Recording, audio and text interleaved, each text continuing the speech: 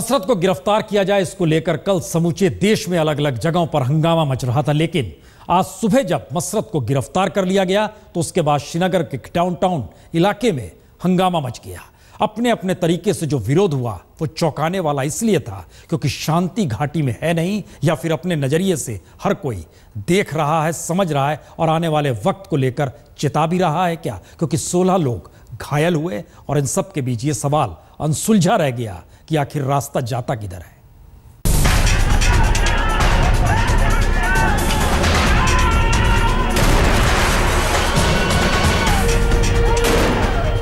कश्मीर घाटी के लिए ये मंजर कोई नया नहीं है। हंगामा, प्रदर्शन, पत्थरबाजी, फायरिंग घाटी ने ये कई बार देखा है। लेकिन शुक्रवार को श्रीनगर की सड़कों पर पुलिस और मसर्रत समर्थक भिड़े तो बेचैनी घाटी में नहीं बल्कि पूरे मुल्क में हुई। वजह साफ थी, राज्य और केंद्र में बीजेपी सत्ता में है और अलगाववादियों को लेकर बीजेपी का रुख हमेशा सख्त रहा है।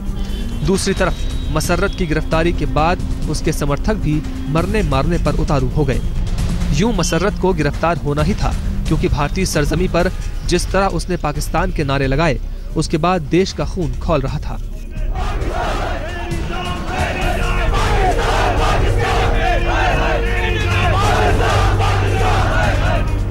लेकिन सवाल सिर्फ मसर्रत की गिरफ्तारी या घाटी में पत्थरबाजी या विरोध प्रदर्शन का नहीं है। सवाल है मसर्रत की गिरफ्तारी के बहाने घाटी में आए उबाल का मतलब क्या है?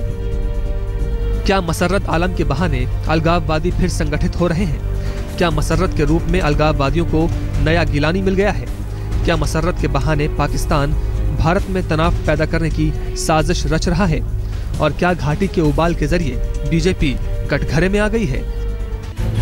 जी, इस हंगामे ने बीजेपी को कटघरे में खड़ा तो किया है ही, क्योंकि लोगों की नजरों में सवाल सत्ता सुख बनाम कश्मीर का भी हो गया। क्योंकि घाटी के भीतर लोगों की भावनाएं जो हो, लेकिन घाटी के बाहर मसर्रत आलम के जहर बुझे बोलों ने सीधे तौर पर उसे देश का सबसे बड़ा दुश्मन भी माना और उसके खिलाफ कार्रवाई में देरी होने पर बीजेपी पीडीपी सरकार को दोषी भी माना। घाटी में माहौल तनावपूर्ण है, लेकिन बड़ा सवाल ये है कि क्या हालात जल्दी सामान्य हो पाएंगे? क्योंकि अलगाववादियों के लिए खुद को फिर केंद्र में लाने का ये बेहतर मौका हो सकता है और इसमें भी कोई शक नहीं कि पाकिस्तान से उन्हें मदद मिलेगी ही। अशरफ वानी, श्रीनगर, आज तक। पत्थरबाजी हो रही थी तो मसर्रत को पहचान मिल रही थी, लेकिन किसे पता है कि दरअसल ये विरोध का तरीका है, सियासी तरीका है, एक तरह का रोजगार है। आइए एक रिपोर्ट दिखाते हैं, तब समझ में आएगा कि दरअसल घाटी में कितने मसर्रत हैं। वजह मसर्रत की गिरफ्तारी हो या त्राल में एनकाउंटर में कथित निर्दोष के मारे जाने का तर्क, घाटी के सैकड़ों युवाओं ने आज फिर हाथों में पत्थर उठा लिए।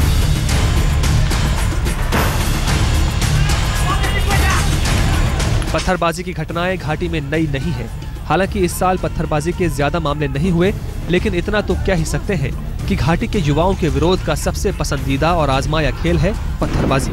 कश्मीर में जनवरी 2009 से जनवरी 2014 के बीच पत्थरबाजी के 1733 मामले दर्ज किए गए। खुद उस वक्त के मुख्यमंत्री उमर अब्दुल्ला ने विधानसभा में महबूबा मुफ्ती के एक सवाल के जवाब में बताया था कि इन 1733 मामलों में 737 श्रीनगर में, 256 बारामूला में, 191 अनंतनाग में, 87 कुलगाम में, 127 पुलवामा में, 53 कुपवाड़ा में, 79 शोपिया में, 75 गंदरबल में और 127 बांदीपोरा में दर्ज किए गए थे और इन मामलों में करीब 9,200 युवाओं को गिरफ्तार किया गया था। बाद में 1800 युवाओं को क्षमादान देते हुए केस खत्म किया गया।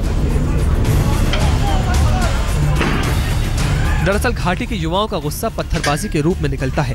इसकी एक वजह यह भी है कि उन्हें विरोध का सही राजनीतिक मंच मिलता नहीं है। वैसे यूनिवर्सिटी ऑफ कश्मीर के प्रोफेसर रफी भट्ट की पत्थरबाजी पर किए अध्ययन के मुताबिक करीब 71% पत्थरबाज तनाव और गुस्से में पत्थरबाजी करते हैं, करीब 17% मजे के लिए पत्थरबाजी करते हैं और करीब 12% लोगों को पत्थरबाजी के लिए पेमेंट किया जाता है।